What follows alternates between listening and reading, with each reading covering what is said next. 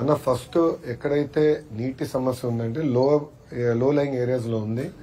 Water ట్యాంకర్లు అంటే ఎంటీఎంసీకి ఒక 3-4 ట్యాంకర్లు ఉన్నాయి. పార్టీ పరంగా అంటే గత 5 సంవత్సరాలు మేము ఒక 5-6 ట్యాంకర్లు నడుపుతున్నాం. 2 కలిపేయమన్నాను. కూర్చుని ఎక్కడ పంపించాలని డెడికేటెడ్ గా పెట్టేసి ట్రిప్స్ స్టార్ట్ చేయమని ఇప్పుడే చెప్పేశాను. ఇంకో గంటలో ట్రిప్స్ ప్రారంభం అవుతాయి. కొంచెం వాటర్ లెవెల్ రిసీడ్ అయినది, ఎక్కడ లీక్లు అవుతున్నాయి పైప్స్, ఎక్కడ గ్యాప్స్ ఉన్నాయో తెలుసుకుని అది కరెక్ట్ చేస్తాం. సార్ వాటర్ డైవర్షన్ పాయింట్ గుర్తిస్తే ఈ సమస్య ఉండదు అంటే రాబోయే అంటే వాస్తవంగా మనం మంగళగిరిలో చూస్తే తరతరాలుగా కొన్ని ప్రాంతాల ఆక్రమాలకి గురైన విషయం మనందరికీ తెలిసింది. కొత్త కాదు. రత్నాల చెరువు ఆక్రమాలకి గురైంది, దాంట్లో డౌట్ లేదు. కానీ ఏంటంటే ఇప్పుడు అది తొలగిస్తాం కాదు, శాశ్వతమైన పరిష్కారం ఎతకాల్సిన అవసరం. సో మంగళగిరి నీరంతా వచ్చి రత్నాల చెరువులోకి వెళ్తుంది, ఆ నీరంతా పొంగి ఊర్లోకి వస్తుంది. అట్లా కాకుండా అది ఎట్లా తీసుకెళ్లాలని దానిపైన మేము డిస్కస్ చేసి నంబర్ 1. నంబర్ 2, భూగర్భ డ్రైనేజ్ గతంలో డిజైన్ చేసింది ఏంటంటే నీరంతా తీసుకెళ్లి సింగిల్ అవుట్లెట్ ఇచ్చారు. అది కరెక్ట్ కాదు. నా అభిప్రాయం, అధికారుల అభిప్రాయం కూడా అది కరెక్ట్ కాదు. గౌరవ మున్సిపల్ అడ్మినిస్ట్రేషన్ శాఖ మంత్రి గారి అభిప్రాయం కూడా అది కరెక్ట్ కాదు. డీసెంట్రలైజ్ చేస్తే మెయింటెనెన్స్ ఈజీ అవుతుంది, ఎక్కువ దూరం తీసుకెళ్ళిన అవసరం మళ్ళీ పొంగేదానికి ఆస్కారం ఉండదు.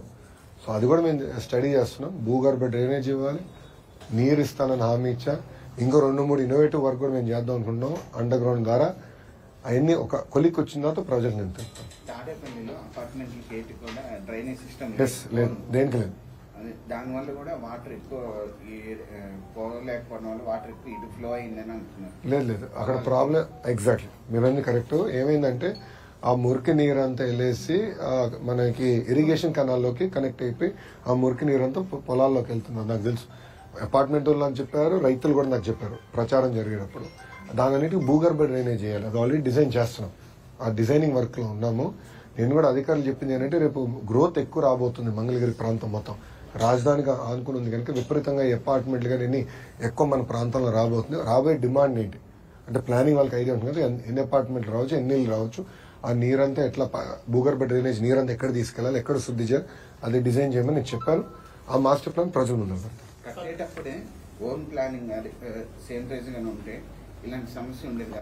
అంటే అన్ని ఇప్పుడు మళ్ళీ we'll have to go in to depth అన్న. నాకంత ఇంకా సబ్జెక్ట్ మీద దాని వరకు నాకు గ్రిప్ రాలేదు. నేను కూడా స్టడీ చేస్తున్నా. రూల్స్ ఏమైనా అమెండ్ చేయాలంటే చేద్దాం.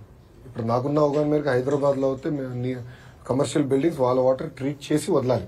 రూల్ అది. అపార్ట్మెంట్ నాకు అంత ఐడియా లేదు, కానీ మాకు కమర్షియల్ బిల్డింగ్ ఉంది కనుక నాకు ఐడియా ఉంది. వాటర్ ట్రీట్ చేసి ట్రీటెడ్ వాటర్ వదిలిపెట్టాలి. That is the rule. అది బాబు గారు తీసుకొచ్చిన రూల్ 99లో ఇప్పుడు తీసుకొచ్చినట్టున్నా. అదే చట్టం ఇప్పుడు కూడా వెళ్తుంది. మంగళగిరిలో కూడా విల్ రివ్యూ దట్. బట్ కట్టిన దానికి మనం ఏం చేయలేం, కట్టుపోయేదానికి ఏం చేయాలి అని చేసి మన డ్రైనేజ్ వ్యవస్థతో ఏర్పాటు చేయాలి. అంటే డౌట్. అవునన్నా. దానికి ఏంటంటే ఇప్పుడు మీరు చూస్తే కొండపోరమోకు, నొలకపేట అంతా చూస్తే అది అంతా అటవీ శాఖ భూమి. సో అక్కడ కూడా నేను మన ప్రజావేదిక మీటింగ్లు పెట్టుకున్నప్పుడు, ప్రజా దర్బార్ మీటింగ్లు నేను పెట్టుకున్నప్పుడు అక్కడ ప్రజలతో నేను కూర్చొని మాట్లాడుకున్నాను. అదేంటంటే ముందు డీనోటిఫై చేయాలి, దానికి ప్రాసెస్ ఉంటుంది. డీనోటిఫై చేస్తే దానికి ఆల్టర్నేటివ్ ల్యాండ్ 1:3 మేము చూపించాలి. దాని తర్వాత మాకు ఆ భూమి ప్రభుత్వానికి వస్తుంది. అప్పుడు డ్రైన్లు కానీ రోడ్లు కానీ వేసేదానికి అవకాశం ఉంటుంది. గత శాసనసభ్యులు ఎవరు పట్టించుకోలేదు. 10 సంవత్సరాలు ఇప్పుడున్న శాసనసభ్యులు నాకు ఇప్పుడు పట్టించుకోవాలి. సో ఇప్పుడు ఆ బాధ్యత నాకు వచ్చింది. తప్పనిసరి నేను చేస్తాను, దాంట్లో ఎలాంటి సందేహం లేదు. దానికి డ్రైన్స్ వేయాలి, వాటర్ కనెక్షన్ వేయాలి, అప్పుడు రోడ్ వేయాలి. అది నేను చేస్తాను.